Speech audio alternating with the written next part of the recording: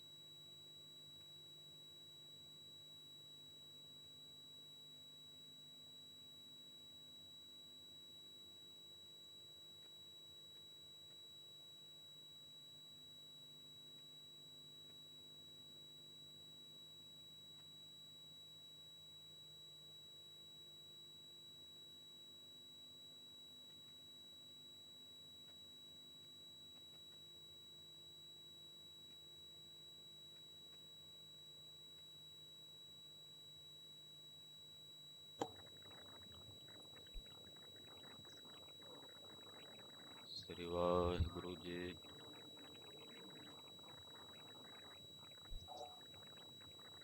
ਗੁਰੂ ਨਾਨਕ ਪਦ ਪੰਕਜ, ਪੰਕਜ ਸਿਮਰੋ ਅੰਗਦ। ਗੁਰ ਅਮਰਦਾਸ ਹਿਰਦੈ ਨਿਤ ਹਿਰਦੈ ਸ਼੍ਰੀ ਗੁਰੂ ਰਾਮਦਾਸ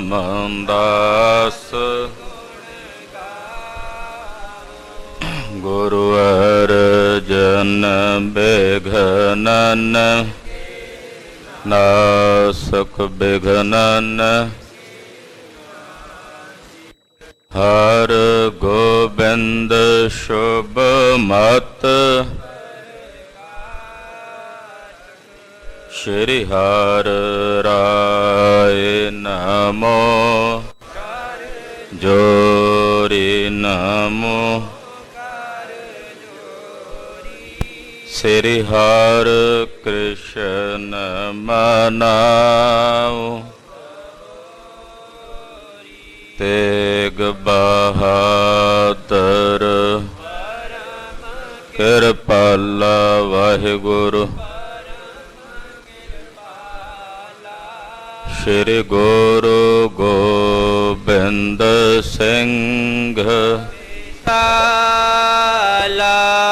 ਤਰੋ ਤਰਾ ਪਰ ਪੁਨ ਪੁਨ ਵਾਹਿਗੁਰੂ ਪੁਨ ਪੁਨ ਸੀਸਾ ਬੰਦੋ ਬਾਰ ਬਾਰ ਜਗਦੀਸਾ ਏਕ ਓੰਕਾਰ ਸਤਿਗੁਰੂ ਤੇ ਪ੍ਰਸਾਦ ਸਚ ਹੋਏ ਵਾਹਿਗੁਰੂ ਜੀ ਕੀ ਫਤਿਹ ਹੈ ਬਿਘਨ ਬਿਨਾਸਨ ਸੋਏ ਜਿਸ ਮਹਿ ਅੰਮ੍ਰਿਤ ਗਿਆਨ ਹੈ ਮਾਨਕ ਭਗਤ ਵੈਰਾਗ ਗੁਰੂ ਗ੍ਰੰਥ ਸਾਹਿਬ ਉਦਦ ਬੰਦੋ ਕਰ ਅਨੁਰਾਗ ਗੁਰੂ ਗ੍ਰੰਥ ਸਾਹਿਬ ਉਦਦ ਬੰਦੋ ਕਰ ਅਨੁਰਾਗ ਸਤਨਾਮ ਸ੍ਰੀ ਵਾਹਿਗੁਰੂ ਸਾਹਿਬ ਜੀ ਕੇਤਿਕ ਦਿਵਸ ਰਹਿ ਕਰ ਤੇ ਥਾਨਾ 380 ਉਪਦੇਸ਼ ਬਖਾਨਾ ਬਿਦਾ ਹੋਏ ਕੀਨੋ ਪੁਨ ਗਵਨੰ ਭਦਰ ਖੰਡ ਪਹੁੰਚੇ ਗੁਣ ਭਵਨੰ ਵਾਹਿਗੁਰੂ ਜੀ ਕਾ ਖਾਲਸਾ ਵਾਹਿਗੁਰੂ ਜੀ ਕੀ ਫਤਿਹ। ਪਰਮ ਸਨਮਾਨਯੋਗ ਸਤਿਕਾਰਯੋਗ ਗੁਰੂ ਕੀ ਸਾਜੀ ਔਰ ਨਿਵਾਜੀ ਹੋਈ ਗੁਰੂ ਕਾ ਖਾਸ ਰੂਪ ਗੁਰੂ ਖਾਲਸਾ ਸਾਧ ਸੰਗਤ ਜੀਓ ਧੰਤਾ ਦੇ ਪਾਤਰ ਹੋ। ਸਤਿਗੁਰੂ ਨੌਵੇਂ ਪਾਤਸ਼ਾਹ ਤਿਲਕ ਜੰਜੂ ਦੇ ਰਾਖੇ ਧੰਨ ਗੁਰੂ ਤੇਗ ਬਹਾਦਰ ਸਾਹਿਬ ਜੀ ਦੇ ਪਾਵਨ ਪਵਿੱਤਰ ਇਤਿਹਾਸਕ ਸਥਾਨ ਗੁਰਦੁਆਰਾ ਸ੍ਰੀ ਦੁੱਖ ਨਿਵਾਰਨ ਸਾਹਿਬ ਜੀ ਦੇ ਪਾਵਨ ਪਵਿੱਤਰ ਦਰਬਾਰ ਅੰਦਰ ਦੇਨ ਦੁਨੀਆ ਦੇ ਮਾਲਕ ਸਤਿਗੁਰੂ ਸ੍ਰੀ ਗੁਰੂ ਗ੍ਰੰਥ ਸਾਹਿਬ ਜੀ ਮਹਾਰਾਜ ਜੀ ਦੀ ਪਵਿੱਤਰ ਪਾਵਨ ਹਜ਼ੂਰੀ 'ਚ ਹਾਜ਼ਰੀਆਂ ਭਰ ਰਹੇ ਹੋ। ਨਿਤਾ ਪ੍ਰਤੀ ਗੁਰੂ ਚਰਨਾਂ ਵਿੱਚ ਜੁੜ ਕੇ ਇਕੱਤਰ ਹੋ ਕੇ ਧੰਨ ਧੰਨ ਸ੍ਰੀ ਗੁਰੂ ਨਾਨਕ ਦੇਵ ਸਾਹਿਬ ਜੀ ਮਹਾਰਾਜ ਜੀ ਦੀ ਜਨਮ ਸਾਖੀ ਬਹੁਤ ਹੀ ਅਦਬ ਸਤਿਕਾਰ ਸ਼ਰਧਾ ਭਾਵਨਾ ਸਹਿਤ ਆਪ ਜੀ ਸਰਵਣ ਕਰ ਰਹੇ। ਕਥਾ ਨਿਤਾ ਪ੍ਰਤ ਹੋਤ ਹੈ ਸੁਨਹੁ ਸਿੰਘ ਸੁਜਾਨ ਨਾਨਕ ਗੁਰੂ ਗੋਬਿੰਦ ਸਿੰਘ ਜੀ ਸਦਾ ਕਰੈ ਕਲਿਆਣ। ਇਹ ਸਤਿਗੁਰਾਂ ਦੀ ਕਲਿਆਣਕਾਰੀ ਕਥਾ ਹੈ। ਜਿਹੜਾ ਕੋਈ ਮਾਈ ਭਾਈ ਅਦਬ ਸਹਿਤ ਪ੍ਰੇਮ ਸਹਿਤ ਗੁਰੂ ਨਾਨਕ ਸਾਹਿਬ ਜੀ ਦੀ ਕਥਾ ਨੂੰ ਕਥਨ ਕਰਦਾ ਜਾਂ ਸੁਣਦਾ ਹੈ ਤਿਸ ਤੇ ਜਗਤ ਗੁਰੂ ਗੁਰੂ ਨਾਨਕ ਸਾਹਿਬ ਸੱਚੇ ਪਾਤਸ਼ਾਹ ਜੀ ਮਹਾਰਾਜ ਜੀ ਦੀਆਂ ਖੁਸ਼ੀਆਂ ਹੁੰਦੀਆਂ ਸਤਿਗੁਰਾਂ ਦੀ ਪ੍ਰਸੰਨਤਾ ਹੁੰਦੀ ਹੈ। ਔਰ ਜਿਸ ਤੇ ਗੁਰੂ ਪ੍ਰਸੰਨ ਹੋ ਜੇ ਉਹਨੂੰ ਸਭ ਕੁਝ ਪ੍ਰਾਪਤ ਹੋ ਜਾਂਦਾ। ਤੋ ਸਤਿਗੁਰੂ ਗਰੀਬ ਨਵਾਜ ਪਾਤਸ਼ਾਹ ਜੀ ਮਹਾਰਾਜ 9 ਖੰਡ ਧਰਤੀ ਦਾ ਚੱਕਰ ਲਾ ਰਹੇ ਨੇ। ਚਲਦਿਆਂ ਚਲਦਿਆਂ ਅਨੇਕਾਂ ਜੀਵਾਂ ਦੀ ਕਲਿਆਣ ਕਰਦਿਆਂ ਸਤਿਗੁਰੂ ਸੱਚੇ ਪਾਤਸ਼ਾਹ ਜੀ ਮਹਾਰਾਜ ਇੱਕ ਖੰਡ 'ਚ ਐਸੇ ਖੰਡ ਵਿੱਚ ਆਏ ਨੇ ਕੁਰੂ ਖੰਡ ਹੈ। ਇੱਥੇ ਦਾ ਰਾਜਾ ਧਰਮੀ ਰਾਜਾ ਸਤਿਗੁਰੂ ਸੱਚੇ ਪਾਤਸ਼ਾਹ ਜੀ ਮਹਾਰਾਜ ਜੀ ਨੇ ਤਿਸ ਨੂੰ ਉਪਦੇਸ਼ ਦੇ ਕੇ ਬਹੁਤ ਸਾਰੇ ਨਗਰਾਂ ਦੇ ਵਿੱਚ ਪਾਤਸ਼ਾਹ ਜੀ ਉਪਦੇਸ਼ ਦਿੰਦੇ, ਨਾਮ ਜਪੋ, ਧਰਮ ਦੀ ਕਿਰਤ ਕਰੋ, ਵੰਡ ਕੇ ਛਕੋ। ਅੰਮ੍ਰਿਤ ਵੇਲੇ ਪਹਿਰ ਰਾਤ ਰਹਿੰਦਿਆਂ ਉੱਠ ਕੇ ਇਸ਼ਨਾਨ ਕਰੋ, ਨਿਤਨੇਮ ਕਰੋ, ਬਾਣੀ ਪੜ੍ਹੋ, ਭਜਨ ਕਰੋ, ਸਤ ਸੰਗਤ ਕਰੋ, ਭਲੇ ਕਰਮਾਂ ਵਿੱਚ ਪ੍ਰਵਿਰਤ ਹੋਵੋ। ਇਹ ਪਵਿੱਤਰ ਪਾਵਨ ਉਪਦੇਸ਼ ਸਤਿਗੁਰੂ ਸੱਚੇ ਪਾਤਸ਼ਾਹ ਜੀ ਮਹਾਰਾਜ ਜੀ ਬਖਸ਼ਦੇ ਨੇ। ਇੱਕ ਨਗਰ ਵਿੱਚ ਸਤਿਗੁਰੂ ਸੱਚੇ ਪਾਤਸ਼ਾਹ ਜੀ ਪੁੱਜੇ ਹਨ। ਕੇਤਮਾਲ ਇਹਦਾ ਨਾਮ ਹੈ। ਇੱਥੋਂ ਦਾ ਰਾਜਾ ਮਹਾਰਾਜ ਗੁਰੂ ਨਾਨਕ ਸਾਹਿਬ ਜੀ ਦੀ ਸ਼ਰਨ ਵਿੱਚ ਆਇਆ ਹੈ। ਸੰਤ ਸੇਵੀ ਬਿਰਤੀ ਰੱਖਦਾ ਹੈ।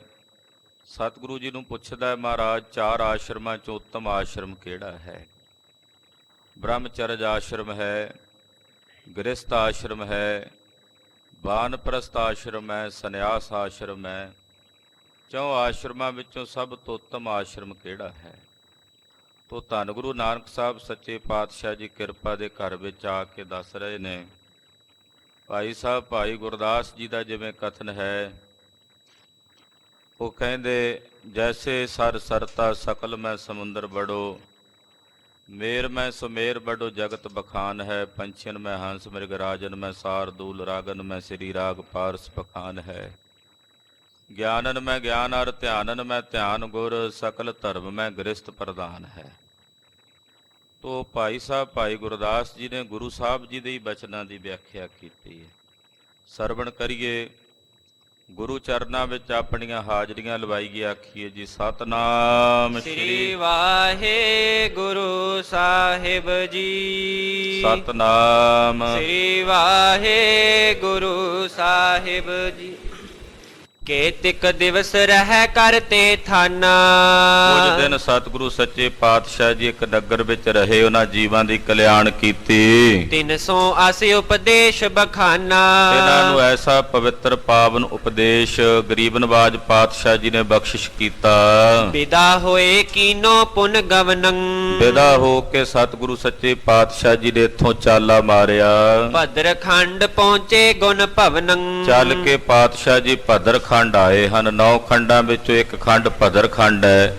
ਭਦਰ ਖੰਡ ਵਿੱਚ ਸਤਿਗੁਰੂ ਸੱਚੇ ਪਾਤਸ਼ਾਹ ਜੀ ਆਏ। ਤੇ ਨ੍ਰਿਪ ਸੁਨਿਓ ਸੰਤਪੁਰ ਆਏ। ਭਦਰ ਖੰਡ ਦਾ ਜਿਹੜਾ ਰਾਜਾ ਸੀ, ਧਰਮੀ ਰਾਜਾ ਸੀ, ਸੁਣ ਕੇ ਮਹਾਰਾਜ ਜੀ ਦੀ ਆਮਦ, ਇਹ ਮਹਾਰਾਜ ਜੀ ਦੇ ਦਰਸ਼ਨ ਕਰਨ ਵਾਸਤੇ ਪਾਤਸ਼ਾਹ ਦੇ ਚਰਨਾਂ ਵਿੱਚ ਆਇਆ। ਮਿਲਿਓ ਆਨ ਕਰ ਸੀਸ ਝੁਕਾਏ। ਆ ਕੇ ਸਤਿਗੁਰੂ ਜੀ ਨੂੰ ਮਿਲਿਆ। ਬੜੇ ਅਦਬ ਸਤਿਕਾਰ ਨਾਲ ਸੀਸ ਝੁਕਾ ਕੇ ਗੁਰੂ ਚਰਨਾਂ ਵਿੱਚ ਬੰਦਨਾ ਕਰਕੇ ਨਮਸਕਾਰ ਕਰਕੇ ਸਤਿਗੁਰੂ ਜੀ ਨੂੰ ਮਿਲਿਆ। ਬੰਦ ਹੱਥ ਦੁਐ ਬੈਠ ਸਮੀਪਾ। ਦੋਵੇਂ ਹੱਥ ਬੰਨ ਕੇ ਜੋੜ ਕੇ ਸਤਿਗੁਰੂ ਸੱਚੇ ਪਾਤਸ਼ਾਹ ਜੀ ਦੇ ਪਾਸ ਬੈਠ ਗਿਆ। ਬੋਲਿਓ ਕੌਲ ਨਾਭ ਅਵਨੀਪਾ। ਇਸ ਰਾਜੇ ਦਾ ਨਾਮ ਹੈ ਰਾਜਾ ਕੌਲ ਨਾਭ। ਰਾਜਾ ਕੌਲ ਨਾਭ ਬੋਲਿਆ, ਸਤਿਗੁਰਾਂ ਨੂੰ ਕਹਿਣ ਲੱਗਾ, ਆਸ਼ਰਮ 4 ਲਿਖੇ ਜੋ ਆਹੀ। ਮਹਾਰਾਜ ਜੀ 4 ਆਸ਼ਰਮ ਲਿਖੇ ਨੇ ਸ਼ਾਸਤਰਾਂ ਵਿੱਚ, ਧਰਮ ਗ੍ਰੰਥਾਂ ਵਿੱਚ। ਸ੍ਰੇਸ਼ਟ ਕੌਣ ਕਹੋ ਇਸ ਮਾਹੀ। ਆਪ ਜੀ ਕਿਰਪਾ ਕਰਕੇ ਦੱਸੋ ਵੀ 4 ਆਸ਼ਰਮਾਂ ਚੋਂ ਸ੍ਰੇਸ਼ਟ ਆਸ਼ਰਮ ਕਿਹੜਾ ਹੈ? 4 ਆਸ਼ਰਮ ਨੇ, ਜਿਵੇਂ ਬ੍ਰਹਮਚਰਜ ਹੈ, ਇਸੇ ਤਰ੍ਹਾਂ ਗ੍ਰਸਥ ਆਸ਼ਰਮ ਹੈ, ਫਿਰ ਵਾਨਪ੍ਰਸਥ ਆਸ਼ਰਮ ਹੈ, ਸੰਨਿਆਸ ਆਸ਼ਰਮ ਹੈ। ਮਹਾਰਾਜ ਜੀ ਨਾਲ 4 ਆਸ਼ਰਮਾਂ ਵਿੱਚੋਂ ਤੁਹਾਡੀ ਦ੍ਰਿਸ਼ਟੀ ਵਿੱਚ ਸਭ ਤੋਂ ਉੱਤਮ ਆਸ਼ਰਮ ਕਿਹੜਾ ਹੈ? ਪੂਰਨ ਸੰਤ ਜਾਣ ਕਰ ਪੁੱਛਾ। ਮਹਾਰਾਜ ਜੀ ਤੁਸੀਂ ਪੂਰਨ ਸੰਤ ਹੋ, ਮਹਾਪੁਰਸ਼ ਹੋ, ਇਸ ਕਰਕੇ ਮੈਂ ਤੁਹਾਨੂੰ ਆਪ ਜੀ ਦੇ ਪਾਸ ਆ ਕੇ ਸਵਾਲ ਕੀਤਾ, ਆਪ ਜੀ ਨੂੰ ਪੁੱਛਿਆ ਹੈ। ਕਰਹੁ ਮੁਝੈ ਸੰਸੈ ਸੇ ਛੂਛਾ। ਮਹਾਰਾਜ ਮੇਰੇ ਅੰਦਰ ਜਿਹੜਾ ਸੰਸਾ ਹੈ, ਆਪ ਜੀ ਕਿਰਪਾ ਕਰਕੇ ਮੇਰੇ ਅੰਦਰ ਦੇ ਸੰਸੇ ਦੀ ਨਿਵਰਤੀ ਕਰੋ। ਸੁਨ ਕਰ ਬੋਲੇ ਬਚਨ ਕਿਰਪਾਲਾ। ਜਦੋਂ ਰਾਜੇ ਕੌਲ ਨਾਭ ਨੇ ਸਤਿਗੁਰਾਂ ਨੂੰ ਬੇਨਤੀ ਕੀਤੀ, ਸੁਣ ਕੇ ਦਿਆਲੂ ਕਿਰਪਾਲੂ ਸਤਿਗੁਰੂ ਜਗਤ ਗੁਰੂ ਗੁਰੂ ਨਾਨਕ ਪਾਤਸ਼ਾਹ ਜੀ ਮਹਾਰਾਜ ਜੀ ਬੋਲੇ, ਸਭ ਤੇ ਜਾਨੋ ਗ੍ਰਸਤ ਬਿਸਾਲਾ। ਮਹਾਰਾਜ ਜੀ ਕਹਿਣ ਲੱਗੇ, ਰਾਜਾ ਇਹਨਾਂ 4 ਆਸ਼ਰਮਾਂ ਵਿੱਚੋਂ ਸਭ ਤੋਂ ਉੱਤਮ ਆਸ਼ਰਮ ਹੈ ਗ੍ਰਸਤ ਆਸ਼ਰਮ। ਗ੍ਰਸਤ ਆਸ਼ਰਮ ਸਭ ਤੋਂ ਉੱਤਮ ਹੈ। ਗ੍ਰਸਤ ਆਸ਼ਰਮ ਸਭ ਤੋਂ ਸ੍ਰੇਸ਼ਟ ਹੈ। ਉਤਪਤ ਕਰਨ ਹਾਰ ਸਭ ਹੀ ਕੋ। ਕਿਉਂਕਿ ਗ੍ਰਸਤ ਆਸ਼ਰਮ ਕਰਕੇ ਹੀ ਜੀਵਾਂ ਦੀ ਉਤਪਤੀ ਹੁੰਦੀ ਹੈ। ਉਦਾਹਰਣ ਦਿੰਦਿਆਂ ਮਹਾਂਪੁਰਸ਼ ਦੱਸਦੇ ਐ, ਕਹਿੰਦੇ ਜਿਵੇਂ ਸੋਨੇ ਦੇ ਗਹਿਣੇ ਬਣਦੇ ਆ ਨਾ, ਕੜੇ ਬਣ ਜਾਂਦੇ ਆ, ਛੱਲੇ, ਕੈਂਠੇ, ਛਾਪਾਂ, ਬਹੁਤ ਕੁਝ ਬਣਦਾ ਸੋਨੇ ਦਾ। ਪਰ ਸੋਨਾ ਨਾ ਹੋਵੇ ਤੇ ਸੋਨੇ ਦੀ ਉਤਪਤੀ ਤੋਂ ਬਿਨਾਂ ਤਾਂ ਨਹੀਂ ਨਾ ਇਹ ਪੈਦਾ ਹੋ ਸਕਦੇ। ਆ ਲੋਹੇ ਦਾ ਕਿੰਨਾ ਕੁਝ ਬਣਦਾ, ਲੋਹੇ ਦੀਆਂ ਤਲਵਾਰਾਂ ਬਣਦੀਆਂ, ਕਟਾਰਾਂ ਬਣਦੀਆਂ ਨੇ, ਮਮੋਦੀਆਂ ਬਣਦੀਆਂ ਨੇ, ਖੰਜਰ ਬਣਦੇ ਆ, ਬਿਛੂਏ ਬਣਦੇ ਆ, ਜਮਦਾੜਾਂ ਬਣਦੀਆਂ ਨੇ, ਢਾਲਾਂ ਬਣਦੀਆਂ ਨੇ। ਜੇ ਲੋਹਾ ਨਾ ਹੋਵੇ ਤੇ ਕਿਵੇਂ ਬਣਨ? ਇਸੇ ਤਰ੍ਹਾਂ ਪੂਰੇ ਸੰਸਾਰ ਭਰ ਦੇ ਵਿੱਚ ਹਜ਼ਾਰਾਂ ਮਤ ਨੇ, ਹਜ਼ਾਰਾਂ ਹੀ ਧਰਮ ਨੇ, ਜੋਗੀ ਨੇ, ਜੰਗਮ ਨੇ, ਸਰੇਵੜੇ ਨੇ, ਸੰਨਿਆਸੀ ਨੇ, ਬੈਰਾਗੀ ਨੇ, ਜੈਨੀ ਨੇ, ਬੋਧੀ ਨੇ। ਜੇ ਗ੍ਰਸਤੀ ਨਾ ਹੁੰਦੇ ਤਾਂ ਇਹ ਸਾਰੇ ਕਿਵੇਂ ਪੈਦਾ ਹੁੰਦੇ? ਤੋ ਗ੍ਰਸਤ ਆਸ਼ਰਮ ਸਾਰੇ ਸੰਸਾਰ ਦੇ ਜੀਵਾਂ ਦੀ ਉਤਪਤੀ ਦਾ ਆਸ਼ਰਮ ਹੈ।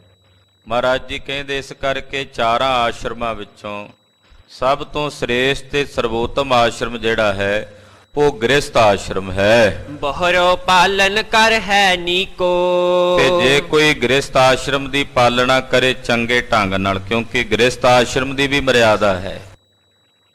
ਇਹ ਨਹੀਂ ਕਿ ਗ੍ਰਸਤ ਆਸ਼ਰਮ ਕੇਵਲ ਬੱਚੇ ਪੈਦਾ ਕਰਨ ਵਾਸਤੇ ਹੀ ਹੁੰਦਾ ਹੈ। ਗ੍ਰਸਤ ਆਸ਼ਰਮ ਦੀਆਂ ਵੀ ਜ਼ਿੰਮੇਵਾਰੀਆਂ ਹਨ। ਗ੍ਰਸਤ ਆਸ਼ਰਮ ਦੀ ਪਾਲਣਾ ਕਰਨੀ। ਗ੍ਰਸਤੀ ਦਾ ਕੀ ਧਰਮ ਹੈ? ਕੋਈ ਅਭਿਆਗਤ ਆ ਜੇ ਦਰਾਂ ਮੂਹਰੇ, ਭੋਜਨ ਦੀ ਕਾਂਖਾ ਰੱਖਦਾ, ਗ੍ਰਸਤੀ ਦਾ ਧਰਮ ਹੈ ਉਹਨੂੰ ਪ੍ਰਸ਼ਾਦਾ ਛਕਾਉਣਾ। ਉਹਦੀ ਕੋਈ ਲੋੜ ਹੈ ਤਾਂ ਜੇ ਗ੍ਰਸਤੀ ਨੂੰ ਪਰਮੇਸ਼ਰ ਨੇ ਸક્ષਮ ਬਣਾਇਆ ਤਾਂ ਉਹਦੀ ਲੋੜ ਦੀ ਪੂਰਤੀ ਕਰਨ ਦਾ ਯਤਨ ਕਰਨਾ। ਇਹ ਗ੍ਰਸਤੀ ਦਾ ਧਰਮ ਹੈ। ਇਹ ਨਹੀਂ ਕਿ ਗ੍ਰਸਤੀ ਦੇ ਘਰ ਕੋਈ ਅਭਿਆਗਤ ਆਵੇ, ਪ੍ਰਸ਼ਾਦਾ ਛਕਣ ਦੀ ਕਾਂਖਾ ਰੱਖ ਕੇ ਜਾਂ ਜਲ ਪਾਣੀ ਦੀ ਇੱਛਾ ਰੱਖ ਕੇ ਤੇ ਆਖੇ ਚਾਲੋ ਟੁਰਦਾ ਬਣ। ਤੋ ਗ੍ਰਸਤੀ ਦਾ ਇਹ ਧਰਮ ਨਹੀਂ ਹੈ। ਗ੍ਰਸਤ ਆਸ਼ਰਮ ਬੜਾ ਉੱਤਮ ਆਸ਼ਰਮ ਹੈ। ਮਹਾਰਾਜ ਕਹਿੰਦੇ ਜੇ ਇਹਦੇ ਨਿਯਮਾਂ ਦੀ ਪਾਲਣਾ ਕੀਤੀ ਜਾਵੇ, ਜਿਉਂ ਜਲ ਕਮਲਨ ਕੋ ਨਿਪਜਾਈ। ਮਹਾਰਾਜ ਜੀ ਕਹਿੰਦੇ ਜਿਵੇਂ ਪਾਣੀ ਵਿੱਚ ਕਮਲ ਦੇ ਫੁੱਲ ਪੈਦਾ ਹੁੰਦੇ ਨੇ, ਜਲ ਕਰਕੇ ਕਮਲ ਦਾ ਫੁੱਲ ਪੈਦਾ ਹੁੰਦਾ ਨਾ, ਤੇ ਰਹਿੰਦਾ ਪਾਣੀ ਵਿੱਚ ਨਿਰਲੇਪ ਹੈ। ਬਹਰੋ ਪਾਲਨ ਕਰਹਿ ਬਨਾਈ। ਜਲ ਚੋਂ ਕਮਲ ਦਾ ਫੁੱਲ ਪੈਦਾ ਹੁੰਦਾ ਤੇ ਫਿਰ ਉਹ ਜਲ ਹੀ ਉਸ ਕਮਲ ਦੇ ਫੁੱਲ ਦੀ ਪਾਲਣਾ ਕਰਦਾ ਹੈ। ਮੂਲ ਬਿਟਪ ਕੋ ਗ੍ਰਸਤ ਪਛਾਨੋ। ਇਸੇ ਤਰ੍ਹਾਂ ਸੰਸਾਰ ਦੇ ਜਿਤਨੇ ਵੀ ਆਸ਼ਰਮ ਨੇ ਉਹਨਾਂ ਦਾ ਜਿਹੜਾ ਮੂਲ ਹੈ, ਜੜ ਹੈ, ਜਿਹੜਾ ਇਹ ਦਰਖਤ ਹੈ ਸੰਸਾਰ ਰੂਪੀ, ਇਹਦੀ ਜਿਹੜੀ ਜੜ ਹੈ ਉਹ ਗ੍ਰਸਤ ਹੈ। ਗ੍ਰਸਤ ਆਸ਼ਰਮ ਕਰਕੇ ਹੀ ਜੀਵਾਂ ਦੀ ਉਤਪਤੀ ਹੋ ਰਹੀ ਹੈ। ਸੰਸਾਰ ਦੇ ਅੱਗੇ ਸਾਰੇ ਨਿਯਮ ਚੱਲ ਰਹੇ ਨੇ, ਜੀਵ ਪੈਦਾ ਹੋ ਰਹੇ ਨੇ। ਤੋ ਗ੍ਰਸਤ ਆਸ਼ਰਮ ਇਹ ਬਾਕੀ ਦੇ ਜਿਹੜੇ ਆਸ਼ਰਮ ਨੇ ਉਹਨਾਂ ਦੀ ਜੜ ਹੈ। ਜਿਵੇਂ ਇਹ ਸਾਰੇ ਆਸ਼ਰਮ ਦਰਖਤ ਹੋ ਗਏ ਤੇ ਜੜ ਤੋਂ ਬਿਨਾਂ ਇਹ ਬਾਕੀ ਆਸ਼ਰਮ ਕਿਹੜੇ ਕੰਮ ਦੇ? ਬ੍ਰਹਮਚਰਜ, ਸੰਨਿਆਸ ਤੇ ਬਾਨਪ੍ਰਸਥ। ਜੇ ਗ੍ਰਸਤ ਆਸ਼ਰਮ ਨਾ ਹੋਵੇ, ਮੰਨ ਲਓ ਸਾਰੇ ਸੰਨਿਆਸੀ ਹੋ ਜਾਣ ਜਾਂ ਸਾਰੇ ਬ੍ਰਹਮਚਰਜ ਉਚਾਰ ਧਾਰਨ ਕਰ ਲੈਣ, ਸਾਰੇ ਸੰਨਿਆਸੀ ਹੋ ਕੇ ਬਾਨਪ੍ਰਸਥ ਹੋ ਜਾਣ, ਤੇ ਸੰਸਾਰ ਦੀ ਉਤਪਤੀ ਕਿਵੇਂ ਹੋਵੇਗੀ ਜੇ ਗ੍ਰਸਤੀ ਛੱਡ ਦੇਣ? ਗ੍ਰਸਤ ਆਸ਼ਰਮ ਕਰਕੇ ਹੀ ਪੈਦਾ ਹਨ। ਤੋ ਗ੍ਰਸਤ ਆਸ਼ਰਮ ਇਹਨਾਂ ਸਾਰੇ ਆਸ਼ਰਮਾਂ ਦਾ ਮੂਲ ਹੈ, ਜੜ ਹੈ। ਆਸ਼ਰਮ ਅਪਰਜ ਸ਼ਾਖਾ ਮਾਨੋ। ਬਾਕੀ ਜਿਹੜੇ ਆਸ਼ਰਮ ਨੇ ਉਹ ਇਸ ਦਰਖਤ ਦੀਆਂ ਸ਼ਾਖਾਵਾਂ ਨੇ, ਟਹਿਣੀਆਂ ਨੇ। ਗ੍ਰਸਤ ਆਸ਼ਰਮ ਚੋਂ ਇਹ ਟਹਿਣੀਆਂ ਨਿਕਲਦੀਆਂ ਨੇ ਨਾ। ਜੇ ਜੜ ਹੋਵੇਗੀ, ਤਣਾ ਹੋਵੇਗਾ ਦਰਖਤ ਦਾ, ਉਹਦੇ ਚੋਂ ਟਹਿਣੀਆਂ ਫੈਲਦੀਆਂ ਨੇ। ਗ੍ਰਸਤ ਆਸ਼ਰਮ ਤਣਾ ਹੈ, ਜੜ ਹੈ, ਤੇ ਬਾਕੀ ਜਿਹੜੇ ਆਸ਼ਰਮ ਨੇ ਉਹ ਟਹਿਣੀਆਂ ਨੇ, ਉਹਦੇ ਵਿੱਚੋਂ ਹੀ ਨਿਕਲੀਆਂ ਨੇ। ਗ੍ਰਸਤੀਆਂ ਚੋਂ ਹੀ ਸੰਨਿਆਸੀ ਪੈਦਾ ਹੁੰਦੇ ਆ, ਗ੍ਰਸਤੀਆਂ ਚੋਂ ਹੀ ਬ੍ਰਹਮਚਰਜ ਨੂੰ ਧਾਰਨ ਕਰਨ ਵਾਲੇ ਬ੍ਰਹਮਚਾਰੀ ਪੈਦਾ ਹੁੰਦੇ ਆ, ਗ੍ਰਸਤੀਆਂ ਵਿੱਚੋਂ ਹੀ ਬਾਨਪ੍ਰਸਥ ਪੈਦਾ ਹੁੰਦੇ ਆ। ਤੋ ਗ੍ਰਸਤ ਆਸ਼ਰਮ ਦਰਖਤ ਹੈ, ਬਾਕੀ ਦੇ ਜਿਹੜੇ ਆਸ਼ਰਮ ਨੇ ਉਸ ਦਰਖਤ ਦੀਆਂ ਟਾਹਣੀਆਂ ਹਨ। ਜਾਂ ਕੋ ਲਖੋ ਸਮੁੰਦਰ ਸਮਾਨਾ। ਜਾਂ ਇਸ ਤਰ੍ਹਾਂ ਕਹਿ ਲੋ ਵੀ ਗ੍ਰਸਤ ਆਸ਼ਰਮ ਸਮੁੰਦਰ ਦੇ ਸਮਾਨ ਹੈ। ਪਹਿਲਾ ਪ੍ਰਮਾਣ ਦਿੱਤਾ, ਦਰਖਤ ਦੀ ਉਪਮਾ ਦਿੱਤੀ ਹੈ। ਹੁਣ ਗ੍ਰਸਤ ਆਸ਼ਰਮ ਨੂੰ ਸਮੁੰਦਰ ਦੀ ਉਪਮਾ ਦਿੰਦੇ ਨੇ ਕਿ ਜਿਵੇਂ ਸਮੁੰਦਰ ਵਿਸ਼ਾਲ ਹੁੰਦਾ ਹੈ, ਏਦਾਂ ਗ੍ਰਸਤ ਆਸ਼ਰਮ ਵਿਸ਼ਾਲ ਹੈ। ਮੁਕਤਾਦਿਕ ਨਿਕਸਤ ਹੈ ਨਾਨਾ। ਜਿਵੇਂ ਸਮੁੰਦਰ ਦੇ ਵਿੱਚ ਕਿੰਨੇ ਮੋਤੀ ਨਿਕਲਦੇ ਆ, ਕਿੰਨੇ ਸ਼ਬਜ ਪੰਨੇ ਸਮੁੰਦਰ ਚੋਂ ਵੀ ਤੇ ਪੈਦਾ ਹੁੰਦੇ ਆ ਨਾ, ਏਦਾਂ ਗ੍ਰਸਤ ਆਸ਼ਰਮ ਚੋਂ ਹੀ ਇਹ ਸਾਰੇ ਮਤ ਜਿਹੜੇ ਨੇ ਪੈਦਾ ਹੁੰਦੇ ਆ। ਗ੍ਰਸਤੀਆਂ ਦੇ ਘਰ ਹੀ ਵੱਡੇ ਵੱਡੇ ਬ੍ਰਹਮਚਾਰੀਆਂ ਦਾ ਜਨਮ ਹੁੰਦਾ ਹੈ, ਗ੍ਰਸਤੀਆਂ ਦੇ ਘਰ ਹੀ ਵੱਡੇ ਵੱਡੇ ਸੰਨਿਆਸੀਆਂ ਦਾ ਜਨਮ ਹੁੰਦਾ। ਉਗਦੇ ਤਾਂ ਨਹੀਂ ਜ਼ਮੀਨ ਚੋਂ, ਗ੍ਰਸਤੀਆਂ ਦੇ ਘਰ ਹੀ ਜਨਮ ਲੈ ਕੇ ਹੁੰਦੇ ਆ ਨਾ ਪੈਦਾ। ਤੋ ਇਹ ਜਿੰਨੇ ਰਿਸ਼ੀ ਮੁਨੀ ਤਪਸਵੀ ਗ੍ਰਸਤੀਆਂ ਦੇ ਘਰੋਂ ਹੀ ਪੈਦਾ ਹੋਏ।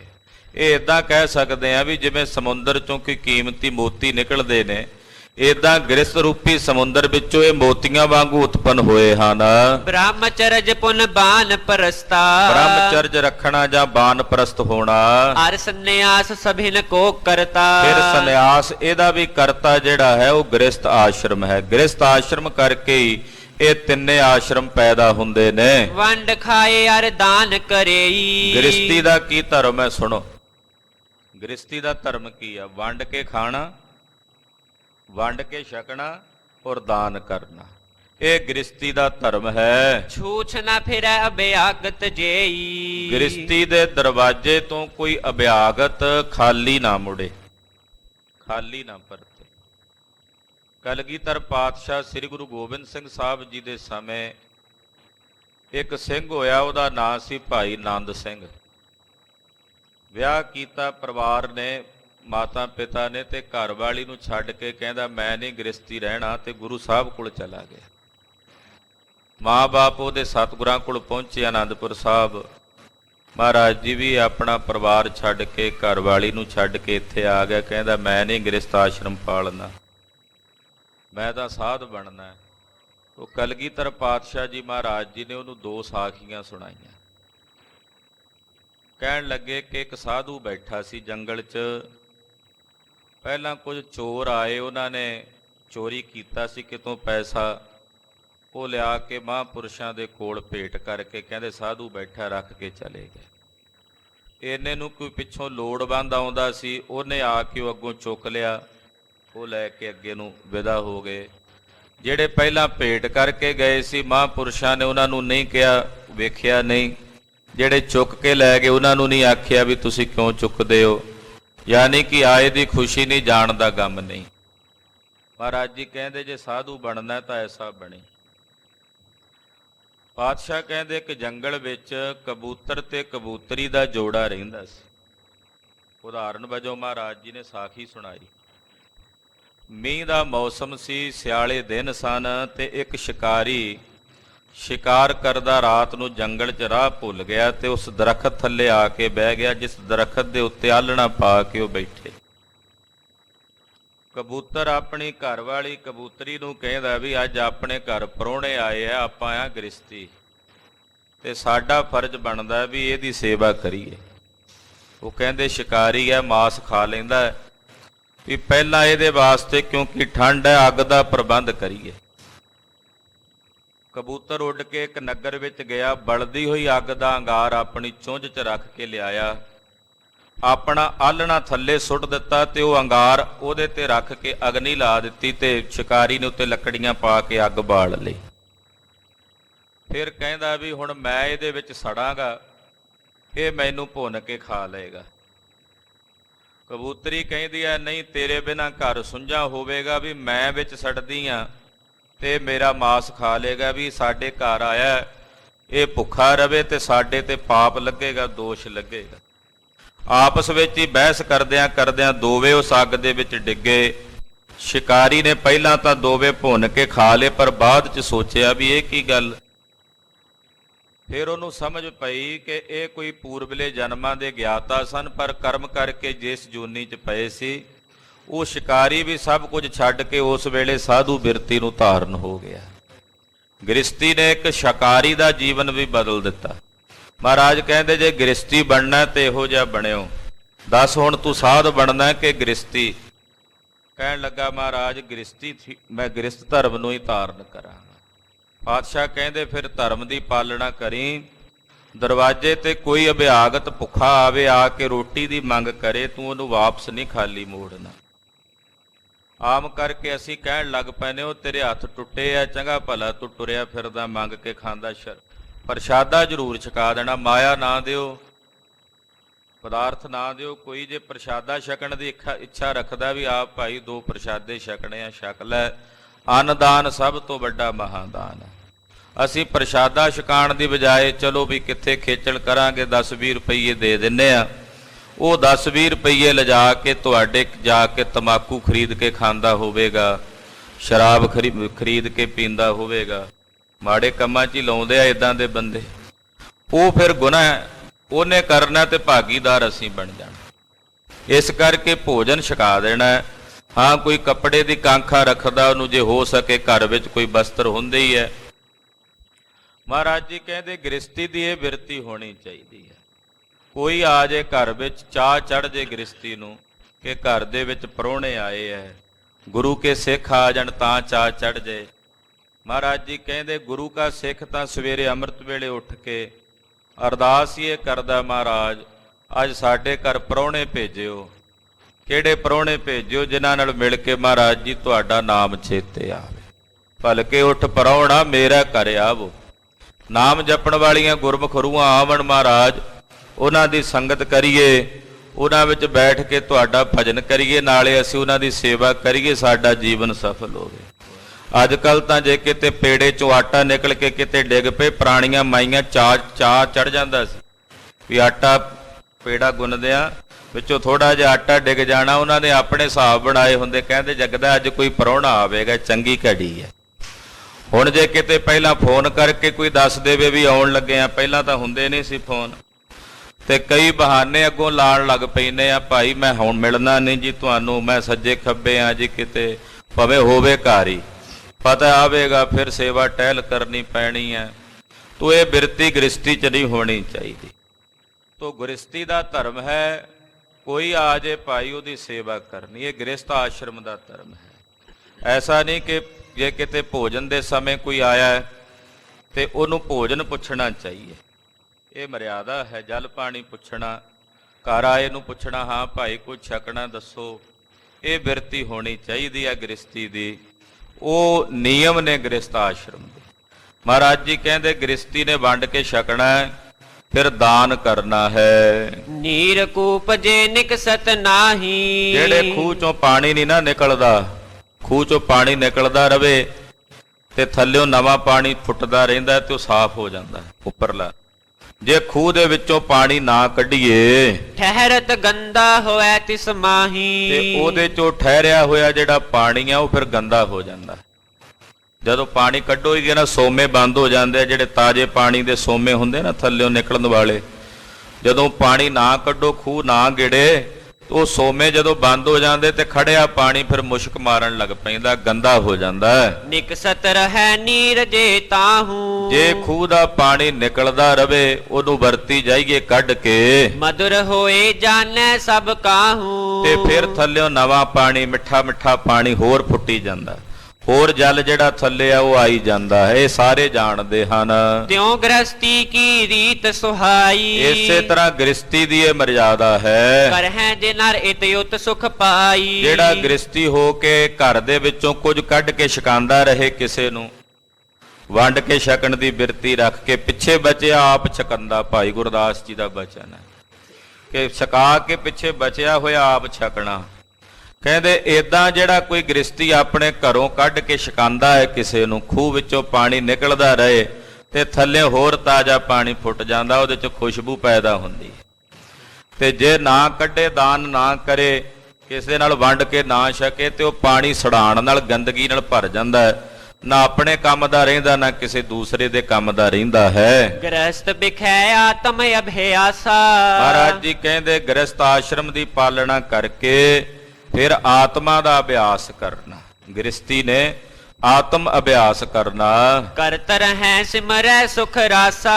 ਜੇ ਆਤਮ ਅਭਿਆਸ ਕਰਕੇ ਗ੍ਰਸਤੀ ਪਰਮੇਸ਼ਰ ਦਾ ਭਜਨ ਕਰਦਾ ਰਹੇ, ਨਾਲ ਆਪਣੇ ਗ੍ਰਸਤ ਧਰਮ ਨੂੰ ਵੀ ਪਾਲੇ, ਪਰਿਵਾਰ ਦੀਆਂ ਜ਼ਿੰਮੇਵਾਰੀਆਂ ਵੀ ਨਿਭਾਵੇ, ਨਾਲ ਆਪਣੇ ਸਮੇਂ ਨੂੰ ਪਰਮੇਸ਼ਰ ਦੇ ਸਮੇਂ ਦੇ ਵਿੱਚ ਵੀ ਬਤੀਤ ਕਰੇ, ਯਾਨੀ ਕਿ ਨਿਤਨੇਮ ਕਰੇ, ਸੁਬਹ ਸ਼ਾਮ ਸਮਾਂ ਮਿਲੇ ਪਰਮੇਸ਼ਰ ਦਾ ਭਜਨ ਕਰੇ, ਬਾਣੀ ਪੜ੍ਹੇ। ਭਾਉ ਭਗਤ ਕਰ ਕਿਰਤ ਕੋ ਕਰਹੀ। ਪ੍ਰੇਮਾ ਭਗਤੀ ਕਰਕੇ ਜਦੋਂ ਗ੍ਰਸਤੀ ਧਰਮ ਦੀ ਕਿਰਤ ਕਰਦਾ ਹੈ, ਤਿਨ ਕੀ ਉਪਮਾ ਕੌਣ ਉਚਰਹੀ। ਮਹਾਰਾਜ ਜੀ ਕਹਿੰਦੇ ਇਹੋ ਜਿਹੇ ਗ੍ਰਸਤੀ ਦੀ ਉਪਮਾ ਕੌਣ ਕਹਿ ਸਕਦਾ ਭਾਈ। ਜੇ ਕੋਈ ਇਹੋ ਜਿਹਾ ਗ੍ਰਸਤੀ ਹੋਵੇ ਜਿਹੜਾ ਧਰਮ ਦੀ ਕਿਰਤ ਕਰੇ, ਬਾਣੀ ਪੜ੍ਹੇ, ਆਤਮ ਅਭਿਆਸ ਕਰੇ, ਭਜਨ ਕਰੇ, ਇਹੋ ਜਿਹੇ ਗ੍ਰਸਤੀ ਦੀ ਉਪਮਾ ਕੀਤੀ ਨਹੀਂ ਜਾ ਸਕਦੀ। ਹਾਂਜੀ। ਬੇਲ ਸੰਗ ਖਰਬੂਜਾ ਜੋਈ। ਮਹਾਰਾਜ ਜੀ ਫਿਰ ਉਦਾਹਰਣ ਦਿੰਦੇ, ਕਹਿੰਦੇ ਰਾਜਾ ਕੌਲ ਨਾਭ ਜਿਹੜਾ ਖਰਬੂਜਾ ਵੱਲ ਦੇ ਨਾਲ ਲੱਗਾ ਹੋਵੇ ਨਾ, ਵੇਲ ਨਾਲ, ਤੇ ਵੇਲ ਦੇ ਨਾਲ ਰਹਿ ਕੇ ਪੱਕੇ, ਹੋਵੇ ਪਰਪਕ ਮਧੁਰੋ ਅਤ ਸੋਈ। ਉਹ ਜਿਹੜਾ ਵੇਲ ਦੇ ਨਾਲ ਲੱਗਿਆ ਹੋ ਕੇ ਪੱਕਦਾ ਨਾ ਖਰਬੂਜਾ, ਉਹ ਮਿੱਠਾ ਹੁੰਦਾ।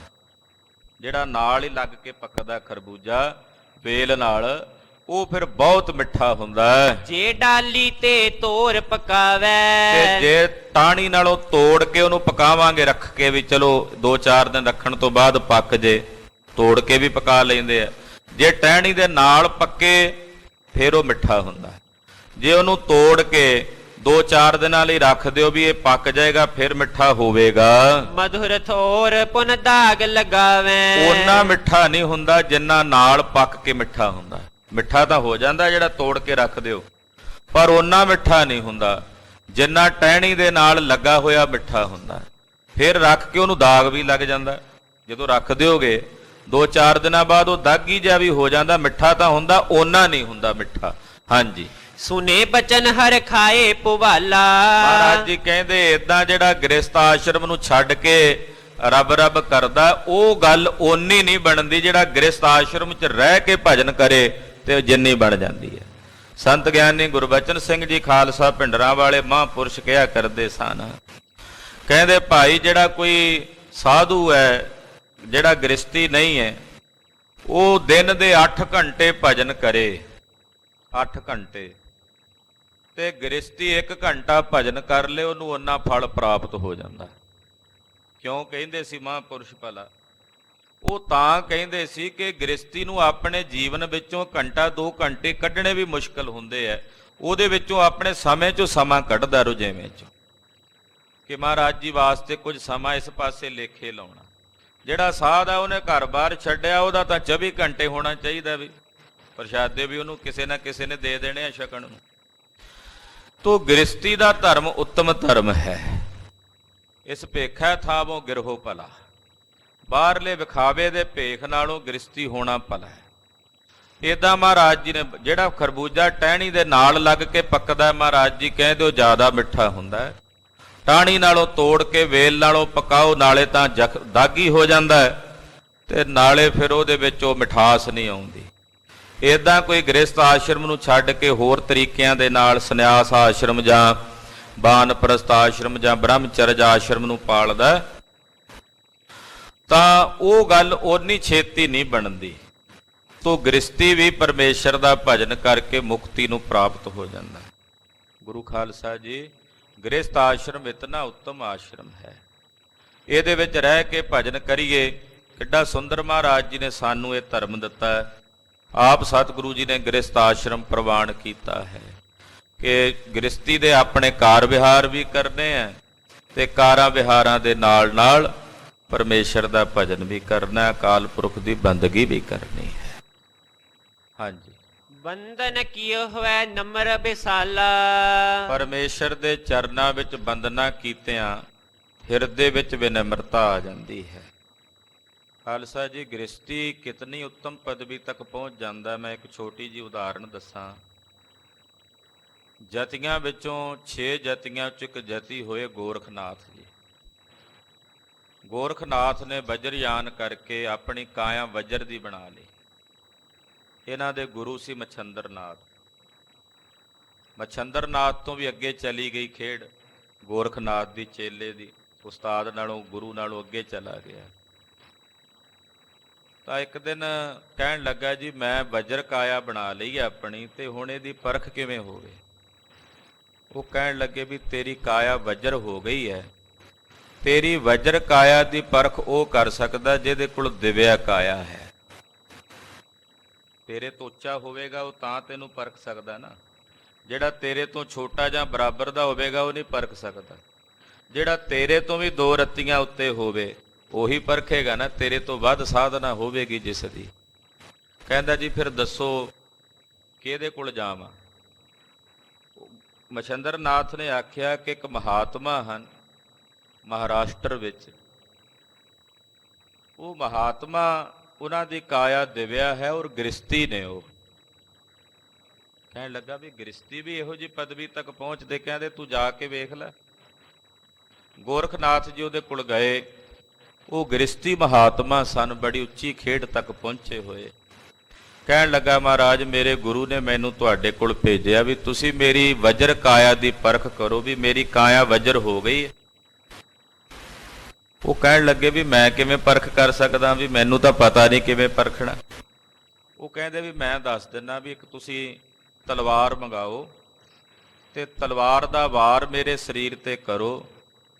ਜੇ ਸਰੀਰ ਕੱਟਿਆ ਗਿਆ ਇਹਦਾ ਮਤਲਬ ਵੀ ਇਹ ਸਰੀਰ ਵਜਰ ਕਾਇਆ ਨਹੀਂ ਹੋਈ, ਜੇ ਨਾ ਕੱਟਿਆ ਗਿਆ ਤਾਂ ਫਿਰ ਸਮਝ ਲਵਾਂਗੇ ਵਜਰ ਕਾਇਆ ਹੋ ਗਈ। ਕਹਿੰਦੇ ਠੀਕ ਹੈ। ਉਸ ਮਹਾਤਮਾ ਨੇ ਤਲਵਾਰ ਮੰਗਾਈ ਤੇ ਗੋਰਖਨਾਥ ਦੇ ਸਰੀਰ ਤੇ ਤਲਵਾਰ ਦਾ ਵਾਰ ਕੀਤਾ ਤੇ ਜਿਵੇਂ ਪੱਥਰ 'ਚ ਤਲਵਾਰ ਵੱਜ ਕੇ ਬੁੜਕ ਕੇ ਆਉਂਦੀ ਹੈ ਨਾ, ਏਦਾਂ ਗੋਰਖਨਾਥ ਦੇ ਸਰੀਰ ਨੂੰ ਤਲਵਾਰ ਵੱਜੀ ਤੇ ਉਹਦਾ ਕੁਝ ਵੀ ਨਹੀਂ ਵਿਗੜਿਆ। ਕਹਿਣ ਲੱਗੇ ਵੀ ਤੇਰੀ ਕਾਇਆ ਵਜਰ ਕਾਇਆ ਹੋ ਗਈ ਹੈ। ਕਹਿਣ ਲੱਗੇ, ਮਹਾਂਪੁਰਸ਼ੋ ਤੁਸੀਂ ਮੇਰੀ ਵਜਰ ਕਾਇਆ ਦੀ ਪਰਖ ਤਾਂ ਕੀਤੀ ਹੈ ਕਿਉਂਕਿ ਤੁਸੀਂ ਮੇਰੇ ਤੋਂ ਅੱਗੇ ਹੋ, ਤੁਹਾਡੇ ਕੋਲ ਦਿਵਿਆ ਕਾਇਆ। ਉਹ ਕਹਿੰਦੇ ਮੈਨੂੰ ਤਾਂ ਨਹੀਂ ਪਤਾ, ਵੀ ਮੈਂ ਤਾਂ ਗ੍ਰਸਤੀ ਹਾਂ, ਰੱਬ ਰੱਬ ਕਰਦਾ, ਦਿਵਿਆ ਕਾਇਆ ਹੈ ਕਿ ਨਹੀਂ ਹੈ ਮੈਨੂੰ ਇਹਦੇ ਬਾਰੇ ਨਹੀਂ ਪਤਾ। ਕਹਿੰਦੇ ਵੀ ਉਹਦੀ ਪਰਖ ਅਸੀਂ ਕਰ ਲੈਂਦੇ ਹਾਂ। ਗੋਰਖਨਾਥ ਕਹਿੰਦਾ ਉਹੀ ਤਲਵਾਰ ਫੜੀ, ਤਲਵਾਰ ਦਾ ਵਾਰ ਕੀਤਾ, ਜਿਵੇਂ ਕਿਸੇ ਰੋਸ਼ਨੀ ਨੂੰ ਤਲਵਾਰ ਕੱਟ ਕੇ ਚਲੀ ਜਾਂਦੀ ਹੈ ਤੇ ਰੋਸ਼ਨੀ ਦਾ ਕੁਝ ਨਹੀਂ ਵਿਗੜਦਾ, ਏਦਾਂ ਉਹਨਾਂ ਦੇ ਸਰੀਰ ਵਿੱਚੋਂ ਤਲਵਾਰ ਆਰ ਪਾਰ ਹੋ ਗਈ। ਪਰ ਉਹ ਮਹਾਂਪੁਰਸ਼ਾਂ ਦਾ ਸਰੀਰ ਉਸੇ ਤਰ੍ਹਾਂ ਦਾ ਹੈ, ਉਹਨੂੰ ਦਿਵਿਆ ਕਾਇਆ ਕਹਿੰਦੇ ਆ। ਵਜਰ ਕਾਇਆ ਔਰ ਦਿਵਿਆ ਕਾਇਆ ਇਹ ਸਾਧਨਾ ਨਾਲ ਹੋ ਜਾਂਦੀ। ਜਿਹੜਾ ਕੋਈ ਸਾਧਨਾ ਕਰਦਾ ਹੈ ਤੇ ਇੱਕ ਦਿਨ ਵਜਰ ਕਾਇਆ ਵੀ ਹੋ ਜਾਂਦੀ, ਇੱਕ ਸਾਧਨਾ ਕਰਦਿਆਂ ਜਦੋਂ ਦਿਵਿਆ ਕਾਇਆ ਹੋ ਜਾਂਦੀ, ਜਿਹਨੂੰ ਆਪਾਂ ਦੇਵ ਰੂਪ ਕਹਿੰਦੇ ਆ, ਉਹ ਫਿਰ ਦੇਵ ਰੂਪ ਹੋ ਕੇ ਸਾਰੀ ਪ੍ਰਕਿਰਤੀ ਵਿੱਚ ਫਿਰਦੇ ਆ। ਐਸੇ ਦਿਵਿਆ ਕਾਇਆ ਵਾਲੇ ਮਹਾਂਪੁਰਸ਼ ਅਨੇਕਾਂ ਹੀ ਨੇ ਜਿਹੜੇ ਇਸ ਸੂਖਮ ਵਰਤਾਰੇ ਵਿੱਚ, ਸੂਖਮ ਮੰਡਲ ਦੇ ਵਿੱਚ ਵਰਤਦੇ ਆ। ਜੇ ਉਹ ਨਾ ਹੋਣ ਤਾਂ ਇਹ ਪ੍ਰਕਿਰਤੀ ਕਦੋਂ ਦੀ ਵਿਗੜ ਕੇ ਖਤਮ ਹੋ ਜਾਂਦੀ। ਉਹ ਦਿਵਿਆ ਕਾਇਆ ਮਹਾਤਮਾ ਜਿਨ੍ਹਾਂ ਦੀਆਂ ਕਾਇਆ ਦਿਵਿਆ ਸਵਰੂਪ ਹੋ ਗਈਆਂ, ਉਹ ਫਿਰ ਸदैव ਹੀ ਕਾਲ ਲਈ ਸਥਿਰ ਹੋ ਜਾਂਦੀਆਂ ਹਨ। ਉਹ ਮਹਾਂਪੁਰਸ਼ ਮਹਾਤਮਾ ਸੂਖਮ ਰੂਪ ਦੇ ਵਿੱਚ ਸਾਰੇ ਸੰਸਾਰ ਦੇ ਵਿੱਚ ਇੱਦਾਂ ਨਹੀਂ ਵੀ ਭਟਕਦੇ ਫਿਰਦੇ ਆ ਜਿਵੇਂ ਭੂਤ ਪ੍ਰੇਤ ਭਟਕਦੇ ਆ। ਉਹ ਦਿਵਿਆ ਜਿਹੜੀ ਅਕਾਲ ਪੁਰਖ ਦੀ ਸ਼ਕਤੀ ਆ ਉਹਦੇ ਵਿੱਚ ਵਰਤਦੇ ਹਨ। ਇਹ ਕੁਝ ਬਚਨ ਐਸੇ ਹੁੰਦੇ ਆ ਕਿ ਜਦੋਂ ਵਿਸਥਾਰ ਸਹਿਤ ਕਰੀਏ ਤੇ ਕਈਆਂ ਦੇ ਹਿਰਦੇ ਸ਼ੰਕਾਗ੍ਰਸਤ ਵੀ ਹੋ ਜਾਂਦੇ ਆ, ਕਿਉਂਕਿ ਅੱਜ ਕੱਲ੍ਹ ਤਰਕ ਦਾ ਯੁੱਗ ਜ਼ਿਆਦਾ ਹੈ ਤੇ ਤਰਕ ਕਰਕੇ ਹਰ ਇੱਕ ਚੀਜ਼ ਨੂੰ ਖੰਡੀ ਜਾਣਾ, ਭੰਡੀ ਜਾਣਾ, ਇਹ ਸੁਭਾਅ ਬਣ ਗਿਆ ਲੋਕਾਂ ਦਾ, ਕਿਉਂਕਿ ਪਦਾਰਥਵਾਦੀ ਬਿਰਤੀ ਹੈ। ਇਹ ਸੂਖਮਦਰਸ਼ੀ ਬਾਤਾਂ ਹਨ। ਤੋ ਗ੍ਰਸਤੀ ਸੀ ਉਹ ਮਹਾਂਪੁਰਸ਼ ਜਿਹੜੇ ਇਹੋ ਜਿਹੀ ਅਵਸਥਾ ਤੱਕ ਪਹੁੰਚ ਗਏ। ਕਿਤਨੇ ਕਿਤਨੇ ਮਹਾਤਮਾ ਸਿੱਖ ਪੰਥ ਵਿੱਚ ਸੰਤ ਗਿਆਨੀ ਗੁਰਬਚਨ ਸਿੰਘ ਜੀ ਜੈਸੇ ਮਹਾਂਪੁਰਸ਼, ਸੰਤ ਗਿਆਨੀ ਜਰਨੈਲ ਸਿੰਘ ਜੀ ਖਾਲਸਾ ਜੈਸੇ ਮਹਾਤਮਾ ਗ੍ਰਸਤ ਆਸ਼ਰਮ ਵਿੱਚ ਨੇ ਤੇ ਗ੍ਰਸਤ ਆਸ਼ਰਮ 'ਚ ਵੀ ਕੈਸੀ ਉੱਚੀ ਪਦਵੀ ਤੇ ਪਹੁੰਚੇ ਹਨ। ਬ੍ਰਹਮ ਗਿਆਨੀ ਧੰਨ ਬਾਬਾ ਬੁੱਢਾ ਸਾਹਿਬ ਜੀ ਦੀ ਕੋਈ ਅਵਸਥਾ ਦੀ ਖੇਡ ਕੋਈ ਆਪਾਂ ਵਰਣਨ ਕਰ ਸਕਦੇ ਹਾਂ ਵੀ ਕਿੱਥੇ ਪਹੁੰਚੇ ਹੋਏ ਸੀ ਉਹ। ਧੰਨ ਬਾਬਾ ਬੁੱਢਾ ਸਾਹਿਬ ਜੀ ਗ੍ਰਸਤੀ ਨੇ, ਗ੍ਰਸਤ ਆਸ਼ਰਮ ਧਾਰਨ ਕੀਤਾ, ਪਰ ਗ੍ਰਸਤ ਆਸ਼ਰਮ ਨਾਲ ਉਹਨਾਂ ਨੇ ਆਪਣੀ ਮਰਿਆਦਾ ਰੱਖੀ। ਨਿਤਨੇਮ ਕਰਨਾ, ਗੁਰੂ ਸਾਹਿਬ ਦੀ ਸੇਵਾ ਟਹਿਲ ਕਰਨੀ, ਸਾਰਾ ਜੀਵਨ ਬਾਬਾ ਬੁੱਢਾ ਜੀ ਨੇ ਬੀੜ ਵਿੱਚ ਰਹਿੰਦਿਆਂ ਬਤੀਤ ਕੀਤਾ। ਗੁਰੂ ਸਾਹਿਬ ਜੀ ਦੇ ਖੇਤਾਂ 'ਚ ਖੇਤੀ ਕਰਾਉਂਦੇ ਰਹੇ ਧੰਨ ਬਾਬਾ ਬੁੱਢਾ ਸਾਹਿਬ ਜੀ। ਤੋ ਅਸੀਂ ਕਹਿ ਦਿੰਦੇ ਹਾਂ ਜੀ ਸਾਡੇ ਕੋਲ ਤਾਂ ਟਾਈਮ ਹੀ ਨਹੀਂ ਜੀ ਭਜਨ ਕਰਨ ਦਾ, ਗੁਰਦੁਆਰੇ ਜਾਣ ਦਾ। ਤੇ ਖਾਲਸਾ ਜੀ ਜਿਹੜੇ ਗ੍ਰਸਤੀ ਨੇ ਕਦੇ ਗੁਰੂ ਘਰ ਨਹੀਂ ਆਉਣਾ, ਜਿਹੜੇ ਗ੍ਰਸਤੀ ਨੇ ਕਦੇ ਸਤਿਗੁਰਾਂ ਵਾਸਤੇ ਸਮਾਂ ਨਹੀਂ ਕੱਢਣਾ, ਬਾਣੀ ਪੜ੍ਹਨ ਵਾਸਤੇ ਸਮਾਂ ਨਹੀਂ ਕੱਢਣਾ, ਉਹ ਗ੍ਰਸਤੀ ਪ੍ਰਵਾਨ ਨਹੀਂ। ਉਹ ਗ੍ਰਸਤੀ ਦੀ ਜ਼ਿੰਦਗੀ ਤਾਂ ਪਸ਼ੂਆਂ ਦੇ ਸਮਾਨ ਕਹਿ ਸਕਦੇ ਹਾਂ, ਵੀ ਉਹ ਵੀ ਬੱਚੇ ਪੈਦਾ ਕਰ ਰਿਹਾ ਤੇ ਜਾਨਵਰ ਤੇ ਪਸ਼ੂ ਵੀ ਬੱਚੇ ਪੈਦਾ ਕਰ ਰਹੇ। ਬਸ ਇੰਨਾ ਕੀ ਕੰਮ ਹੈ। ਗ੍ਰਸਤੀ ਉਹੀ ਪ੍ਰਵਾਨ ਹੈ ਜਿਹੜਾ ਆਪਣੇ ਜੀਵਨ ਦੇ ਰੁਝੇਵੇਂ ਵਿੱਚੋਂ ਘੱਟੋ ਘੱਟ ਵੱਧ ਤੋਂ ਵੱਧ ਜਿੰਨਾ ਹੋ ਸਕੇ 24 ਘੰਟਿਆਂ ਵਿੱਚੋਂ ਘੱਟੋ ਘੱਟ 2.5 ਘੰਟੇ ਗੁਰੂ ਸਾਹਿਬ ਦੇ ਨਿਮਿੱਤ ਕੱਢੇ। ਸਵੇਰੇ ਘੰਟਾ ਸਵਾ ਘੰਟਾ ਸਵੇਰੇ ਮਹਾਰਾਜ ਜੀ ਦੇ ਚਰਨਾਂ 'ਚ ਆਵੇ, ਘੰਟਾ ਸਵਾ ਘੰਟਾ ਸ਼ਾਮ ਨੂੰ ਆਵੇ। ਆਪ ਜੀ ਦੇ ਵੱਡੇ ਭਾਗ ਨੇ, ਗੁਰੂ ਸਾਹਿਬ ਦੀ ਕਥਾ ਸੁਣਨ ਦੇ ਬਹਾਨੇ ਆਪ ਜੀ ਗੁਰੂ ਚਰਨਾਂ 'ਚ ਜੁੜ ਜਾਂਦੇ ਹੋ। ਘੰਟਾ ਸਵਾ ਘੰਟਾ ਗੁਰੂ ਸਾਹਿਬ ਜੀ ਦੇ ਲੇਖੇ ਲੱਗ ਜਾਂਦਾ। ਇਹ ਜਿਹੜਾ ਸਮਾਂ ਗੁਰੂ ਸਾਹਿਬ ਦੇ ਲੇਖੇ ਲੱਗ ਰਿਹਾ ਖਾਲਸਾ ਜੀ, ਇਹ ਸਤਿਗੁਰੂ ਸੱਚੇ ਪਾਤਸ਼ਾਹ ਜੀ ਦੇ ਚਰਨਾਂ 'ਚ ਸੱਚਖੰਡ 'ਚ ਹਾਜ਼ਰੀਆਂ ਲੱਗ ਰਹੀਆਂ ਹਨ। ਸਤਿ ਸ੍ਰੀ ਅਕਾਲ। ਪੂਰੇ ਸਮਾਂ ਜਾਈ ਨਹੀਂ ਹੈ। ਇਹ ਘੰਟਾ ਸਵਾ ਘੰਟਾ ਜਿੰਨਾ 2 ਘੰਟੇ ਕਈ ਸੰਗਤਾਂ ਨੇ ਰਹਿਰਾਸ ਸਾਹਿਬ ਤੱਕ ਦੇ ਪਾਠ ਸੁਣਨ ਤੱਕ ਇੱਥੇ ਹਾਜ਼ਰੀ ਭਰਨੀ ਹੈ। ਜਿੰਨਾ ਸਮਾਂ ਗੁਰੂ ਸਾਹਿਬ ਜੀ ਦੇ ਲੇਖੇ ਲੱਗਣਾ ਸਾਡੇ ਗ੍ਰਸਤੀਆਂ ਦਾ, ਸਤਿਗੁਰੂ ਸੱਚੇ ਪਾਤਸ਼ਾਹ ਨੇ ਲੇਖੇ ਲਾ ਕੇ ਆਪਣੀਆਂ ਬਰਕਤਾਂ ਦੇ ਕੇ ਨਿਵਾਜਣਾ ਹੈ। ਇਹ ਸਮਾਂ ਸਾਨੂੰ ਲਾਭ ਦਿੰਦਾ ਹੈ। ਉਰੇ ਲਾਭ ਤੁਸੀਂ ਕਿਸੇ ਪੈਮਾਨੇ 'ਚ ਮਾਪ ਨਹੀਂ ਸਕਦੇ, ਇਹਨੂੰ ਤੁਸੀਂ ਕਿਸੇ ਪੈਮਾਨੇ 'ਚ ਨਹੀਂ ਮਾਪ ਸਕਦੇ। ਇਹਦਾ ਕੀ ਮੁੱਲ ਹੈ, ਇਹਦਾ ਮੁੱਲ ਨਹੀਂ ਪਾ ਸਕਦੇ ਅਸੀਂ, ਜਿਹੜਾ ਲਾਭ ਸਤਿਗੁਰਾਂ ਦੀ ਸੰਗਤ ਵਿੱਚ ਬੈਠਿਆਂ ਸਾਨੂੰ ਹੁਣ ਪ੍ਰਾਪਤ ਹੋ ਰਿਹਾ ਹੈ। ਤੋ ਗ੍ਰਸਤੀ ਭਾਈ ਗੁਰਦਾਸ ਜੀ ਦਾ ਬਚਨ ਹੈ, ਉਹ ਕਹਿੰਦੇ ਕਿਸ਼ਤੀ ਦੇ ਉੱਤੇ ਭਾਰ ਲੱਦਿਆ ਹੋਵੇ, ਜੇ ਉਹ 4 ਉਂਗਲਾਂ ਪਾਣੀ ਚੋਂ ਬਾਹਰ ਰਵੇ ਤੇ ਤਰ ਜਾਂਦੀ ਹੈ, ਜੇ 4 ਉਂਗਲਾਂ ਵੀ ਨਾ ਬਾਹਰ ਰਵੇ ਤੇ ਡੁੱਬ ਜਾਂਦੀ ਹੈ।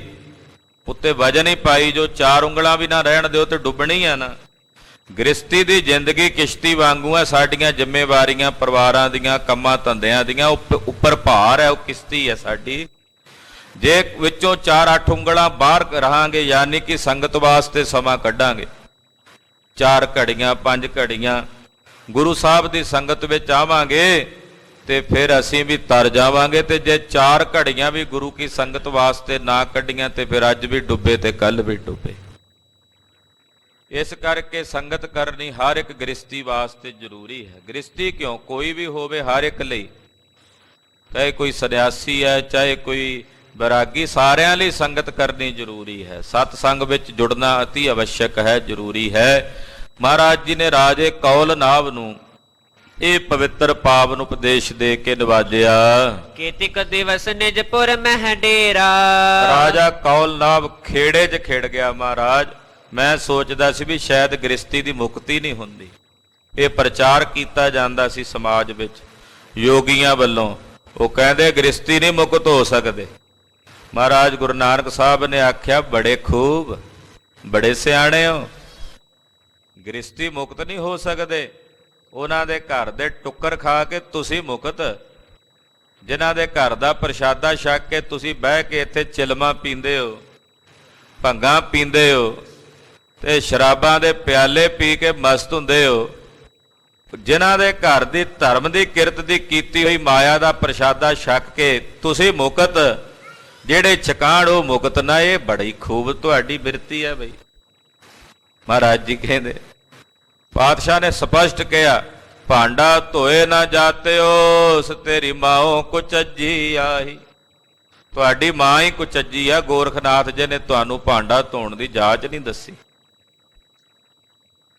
ਚਾਹੇ ਕੋਈ ਗ੍ਰਸਤੀ ਹੈ ਤੇ ਚਾਹੇ ਕੋਈ ਸੰਨਿਆਸੀ ਹੈ, ਮੁਕਤ ਉਹ ਹੀ ਹੋਵੇਗਾ ਜਿਹੜਾ ਪਰਮੇਸ਼ਰ ਦਾ ਭਜਨ ਕਰੇਗਾ। ਜੇ ਕੋਈ ਗ੍ਰਸਤੀ ਭਜਨ ਨਹੀਂ ਕਰਦਾ ਤੇ ਗ੍ਰਸਤੀ ਵੀ ਮੁਕਤ ਨਹੀਂ, ਤੇ ਜੇ ਕੋਈ ਸੰਨਿਆਸੀ ਪਰਮੇਸ਼ਰ ਦਾ ਭਜਨ ਨਹੀਂ ਕਰਦਾ ਤੇ ਉਹ ਵੀ ਮੁਕਤ ਨਹੀਂ। ਕਿਉਂਕਿ ਮੁਕਤੀ ਉਸੇ ਨੂੰ ਪ੍ਰਾਪਤ ਹੋਣੀ ਹੈ ਜਿਹੜਾ ਪਰਮੇਸ਼ਰ ਦਾ ਭਜਨ ਕਰੇਗਾ। ਬਿਨ ਹਰ ਭਜਨ ਨਹੀਂ ਛੁਟਕਾਰਾ। ਪਰਮੇਸ਼ਰ ਦੇ ਭਜਨ ਤੋਂ ਬਿਨਾਂ ਛੁਟਕਾਰਾ ਨਹੀਂ ਹੋਣਾ। ਇਸ ਕਰਕੇ ਮਹਾਰਾਜ ਜੀ ਨੇ ਜਦੋਂ ਉਪਦੇਸ਼ ਦਿੱਤਾ, ਰਾਜਾ ਕੌਲ ਨਾਭ ਬੜਾ ਖੁਸ਼ ਹੋਇਆ, ਸਤਿਗੁਰੂ ਜੀ ਨੂੰ ਆਪਣੇ ਮਹਿਲਾਂ 'ਚ ਲੈ ਕੇ ਗਿਆ। ਕੁਝ ਦਿਨ ਸਤਿਗੁਰੂ ਜੀ ਇਹਦੇ ਕੋਲ ਰਹੇ। ਰਾਖਿਓ ਕਰਕੇ ਭਾਉ ਕਨੇਰਾ। ਬੜਾ ਭਾਉ ਕਰਕੇ, ਬੜਾ ਪ੍ਰੇਮ ਕਰਕੇ ਨੇ ਸਤਿਗੁਰੂ ਜੀ ਨੂੰ ਆਪਣੇ ਕੋਲ ਰੱਖਿਆ। ਦੇਹ ਉਪਦੇਸ਼ ਦੀਨ ਜਗਤੇਸ਼ਾ। ਜਗਤ ਦੇ ਈਸ਼ਵਰ ਸਤਿਗੁਰੂ ਜੀ ਨੇ ਰਾਜੇ ਕੌਲ ਨਾਭ ਸਮੇਤ ਇੱਥੇ ਜਿੰਨੇ ਲੋਕ ਮਹਾਰਾਜ ਜੀ ਦੀ ਸ਼ਰਨ 'ਚ ਆਏ, ਸਭ ਨੂੰ ਮਹਾਰਾਜ ਜੀ ਨੇ ਉਪਦੇਸ਼ ਦੇ ਕੇ ਨਿਵਾਜਿਆ। ਸਿਮਰਨ ਲਾਗਿਓ ਕਰਨ ਨਰੇਸ਼ਾ। ਭੱਦਰ ਖੰਡ ਦੇ ਜਿੰਨੇ ਲੋਕ ਸਨ, ਰਾਜੇ ਸਮੇਤ ਸਭ ਸਿਮਰਨ ਕਰਨ ਲੱਗੇ, ਸਭ ਵਾਹਿਗੁਰੂ ਪਰਮੇਸ਼ਰ ਦਾ ਭਜਨ ਕਰਨ ਲੱਗੇ। ਸਤਿਗੁਰੂ ਜਿੱਧਰ ਗਏ ਸਭ ਨੂੰ ਭਜਨ ਕਰਨ ਲਾਇਆ। ਚਾਹੇ ਰੋਮ ਗਏ ਯੂਰਪ ਦੇ ਵਿੱਚ, ਚਾਹੇ ਰਸ਼ੀਆ ਤੱਕ ਮਹਾਰਾਜ ਗੁਰੂ ਨਾਨਕ ਸਾਹਿਬ, ਕੋਈ ਧਰਤੀ ਮਾਪੀ ਨਹੀਂ ਜਾ ਸਕਦੀ। ਜਿੱਥੇ ਤੱਕ ਅਸੀਂ ਪਹੁੰਚੇ ਅਸੀਂ ਕਹਿ ਦਿੰਦੇ ਹਾਂ ਵੀ ਇੱਥੇ ਇੱਥੇ ਗਏ। ਜਿੱਥੇ ਤੱਕ ਸਾਡੀ ਪਹੁੰਚ ਨਹੀਂ ਖਾਲਸਾ ਜੀ, ਮਾਪਿਆ ਹੀ ਨਹੀਂ ਜਾ ਸਕਦੀ ਉਹ ਥਾਵਾਂ ਜਿਨ੍ਹਾਂ ਥਾਵਾਂ ਤੇ ਸਤਿਗੁਰੂ ਜੀ ਗਏ, ਔਰ ਸਭ ਨੂੰ ਜਾ ਕੇ ਪਰਮੇਸ਼ਰ ਦਾ ਭਜਨ ਚੇਤੇ ਕਰਾਇਆ। ਰਾਜੇ ਕੌਲ ਨਾਭ ਨੂੰ ਵੀ ਮਹਾਰਾਜ ਜੀ ਨੇ ਉਪਦੇਸ਼ ਦੇ ਕੇ ਨਿਵਾਜਿਆ।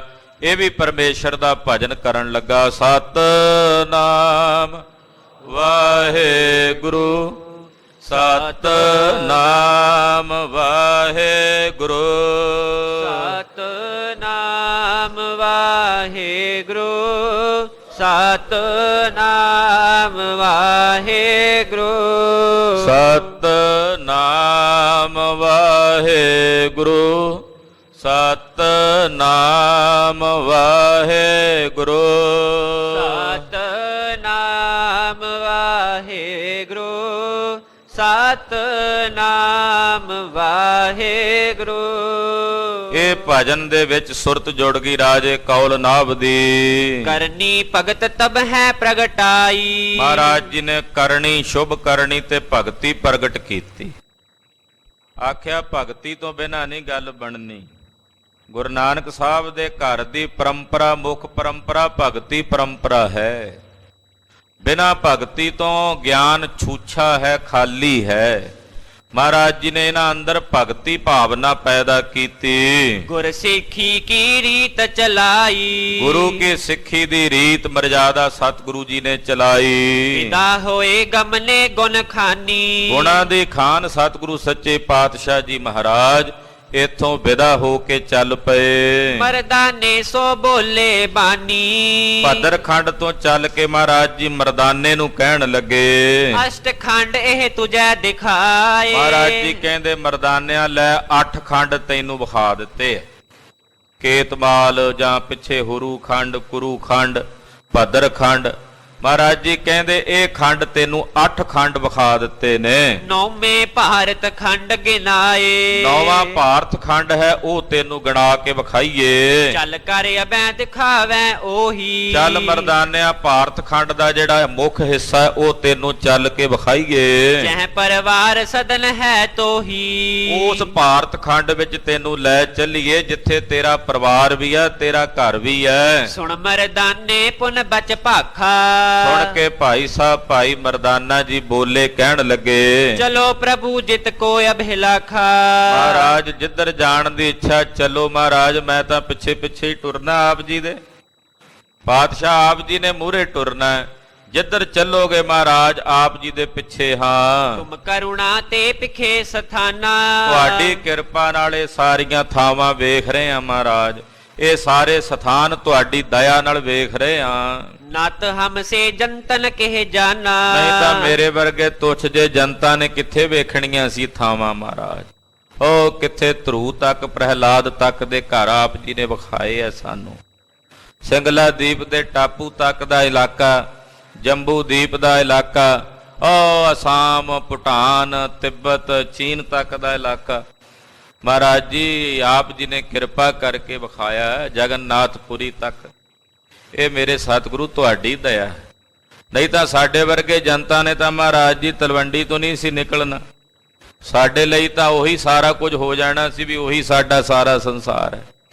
ਇਹ ਤੁਹਾਡੀ ਦਇਆ ਹੈ, ਤੁਹਾਡੀ ਕਿਰਪਾ ਹੈ ਕਿ ਤੁਹਾਡੀ ਕਿਰਪਾ ਨਾਲ ਅਸੀਂ ਸਾਰੇ ਪਾਸੇ ਮਹਾਰਾਜ ਜੀ ਯਾਤਰਾ ਕਰ ਲਈ।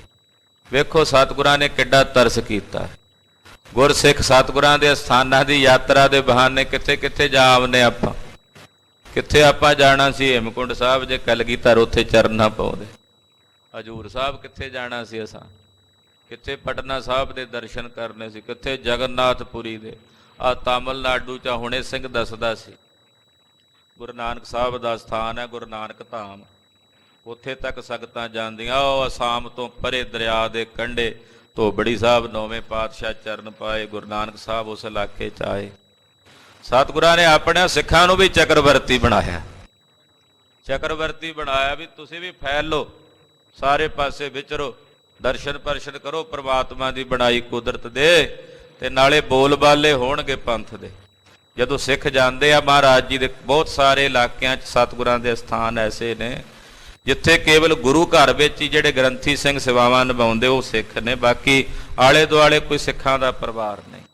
ਜਦੋਂ ਸੰਗਤਾਂ ਉੱਥੇ ਦਰਸ਼ਨਾਂ ਨੂੰ ਜਾਂਦੀਆਂ, ਲੋਕ ਵੇਖਦੇ ਆ ਸਾਡਾ ਰਹਿਣ ਸਹਿਣ, ਕਿੱਡਾ ਪ੍ਰਚਾਰ ਹੁੰਦਾ ਸਤਿਗੁਰਾਂ ਦਾ।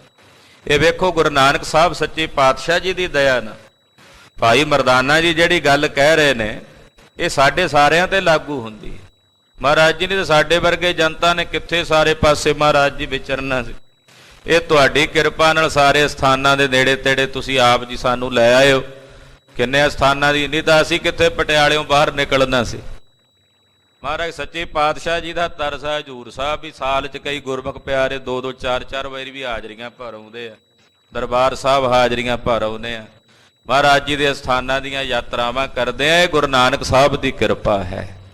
ਉਹਨਾਂ ਦੀ ਕਿਰਪਾ ਤੋਂ ਬਿਨਾਂ ਨਹੀਂ ਹੈ ਸੰਭਵ।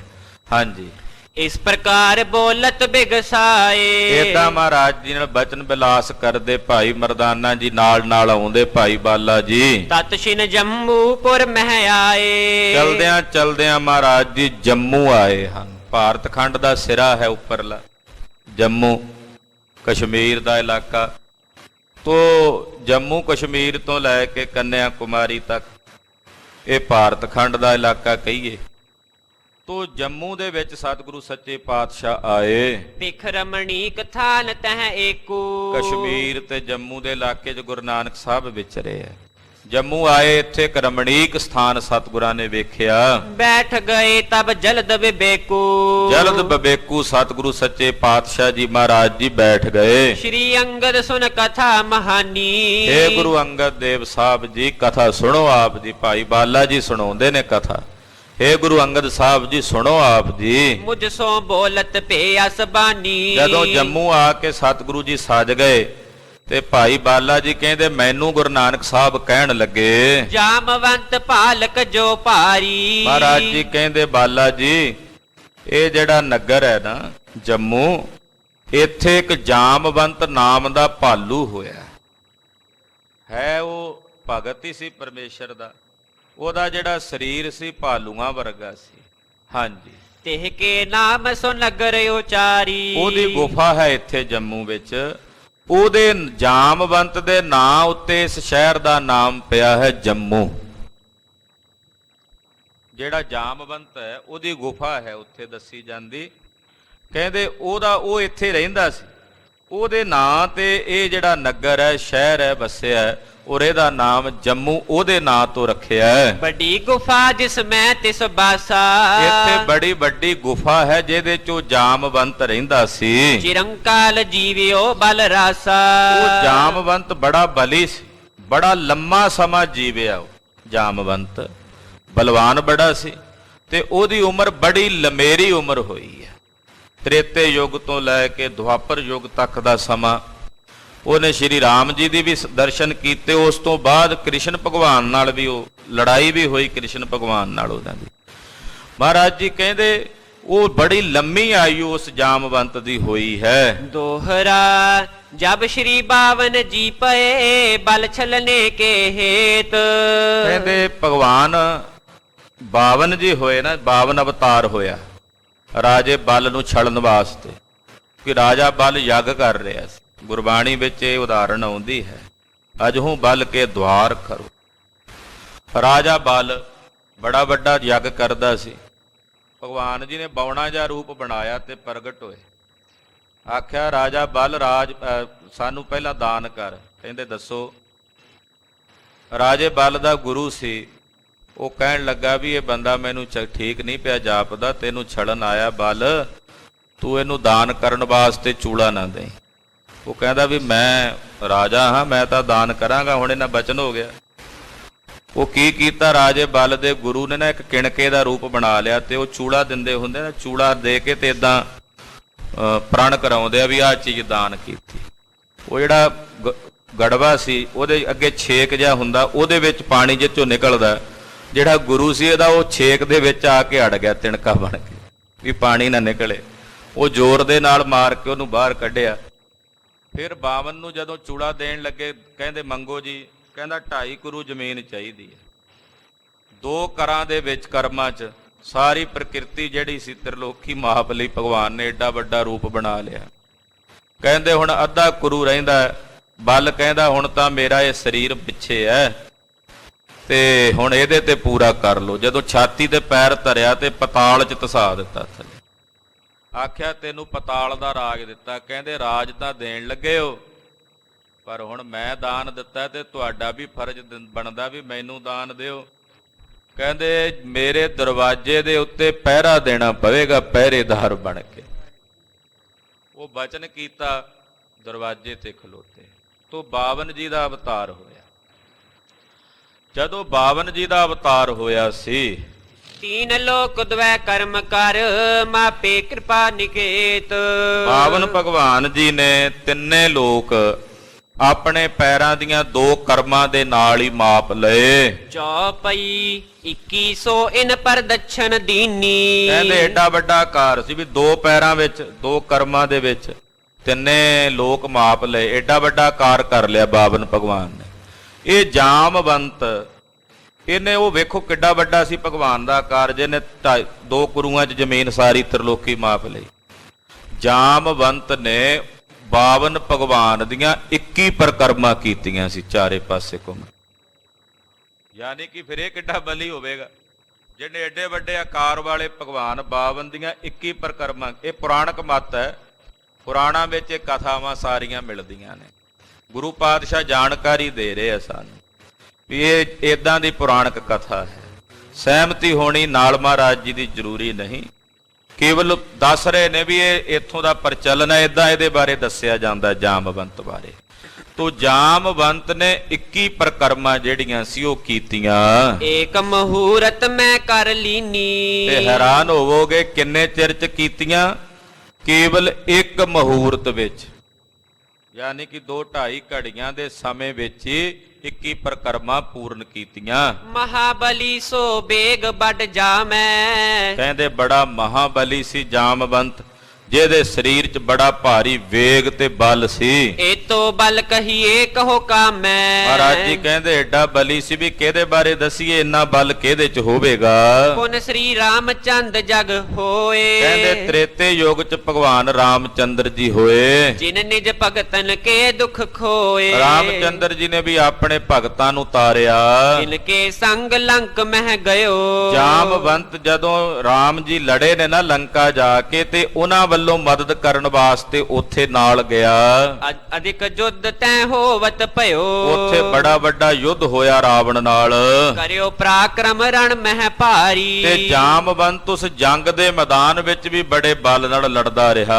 ਹਤੇ ਨਿਸ਼ਾਚਰ ਅਤ ਬਲਕਾਰੀ। ਬੜੇ ਬੜੇ ਨਿਸ਼ਾਚਰ ਦਾਨਵ ਮਾਰੇ। ਦੁਆਪੁਰ ਭਏ ਕ੍ਰਿਸ਼ਨ ਅਵਤਾਰਾ। ਫਿਰ ਦੁਆਪਰ ਯੁੱਗ ਆ ਗਿਆ, ਭਗਵਾਨ ਕ੍ਰਿਸ਼ਨ ਜੀ ਦਾ ਅਵਤਾਰ ਹੋਇਆ। ਧਰਨੀ ਹੇਤ ਨਿਵਾਰਨ ਭਾਰਾ। ਉਹ ਵੀ ਆਏ ਧਰਨੀ ਦੇ ਉੱਤੇ ਧਰਮ ਦੀ ਗਿਲਾਨੀ ਵੇਖ ਕੇ। ਮਨ ਖੋਜਨ ਹਿਤ ਚੱਲ ਕੇ ਆਏ। ਇੱਕ ਮਣੀ ਸੀ, ਉਸ ਮਣੀ ਨੂੰ ਖੋਜਣ ਵਾਸਤੇ ਭਗਵਾਨ ਕ੍ਰਿਸ਼ਨ ਜੀ ਚੱਲ ਕੇ ਇਸ ਪਾਸੇ ਜੰਮੂ ਦੇ ਇਲਾਕੇ ਵਿੱਚ ਆਏ। ਜਾਮਵੰਤ ਦੇਖਿਓ ਇਹ ਥਾਏ। ਉਹ ਮਣੀ ਦਾ ਨਾਮ ਸੀ ਸਮੰਤਕ ਮਣੀ। ਉਹ ਸਮੰਤਕ ਮਣੀ ਜਦੋਂ ਇੱਥੇ ਆਏ ਤੇ ਜਾਮਵੰਤ ਇੱਥੇ ਸੀ।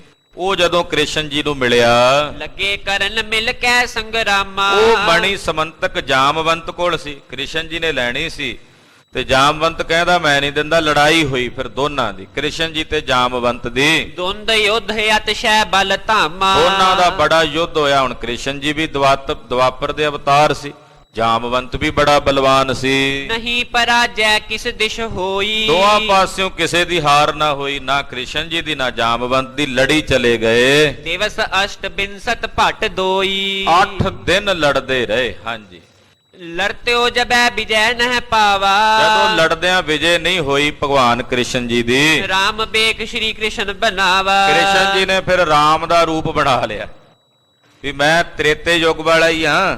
ਹੁਣ 16 ਕਲਾ ਲੈ ਕੇ ਆਇਆ, ਉਦੋਂ 14 ਕਲਾ ਸਨ। ਤੋ ਰਾਮ ਦਾ ਰੂਪ ਜਿਹੜਾ ਸੀ ਉਹ ਕ੍ਰਿਸ਼ਨ ਜੀ ਨੇ ਬਣਾ ਲਿਆ। ਦੋਹਰਾ ਦੇਖ ਰੂਪ ਸ਼੍ਰੀ ਰਾਮ ਕੋ, ਤਤ ਛਿਨ ਪਗ ਲਪਟਾਏ। ਹੁਣ ਜਾਮਵੰਤ ਰਾਮ ਜੀ ਦਾ ਭਗਤ ਸੀ, ਉਹਨੇ ਵੇਖਿਆ ਇਹਦਾ ਰਾਮ ਜੀ ਨੇ, ਉਸੇ ਵੇਲੇ ਚਰਨਾਂ ਤੇ ਟਹਿ ਪਿਆ, ਨਮਸਕਾਰ ਕਰ ਦਿੱਤੀ ਕ੍ਰਿਸ਼ਨ ਜੀ ਨੂੰ। ਮਨ ਤਨੁ ਜਾਤ ਦੇ ਆਪਣੀ ਭੂਲ ਲਈ ਬਖਸ਼ਾ। ਫਿਰ ਆਪਣੀ ਲੜਕੀ ਵਿਆਹੀ ਬਕਾਇਦਾ ਭਗਵਾਨ ਕ੍ਰਿਸ਼ਨ ਜੀ ਕੋਲ।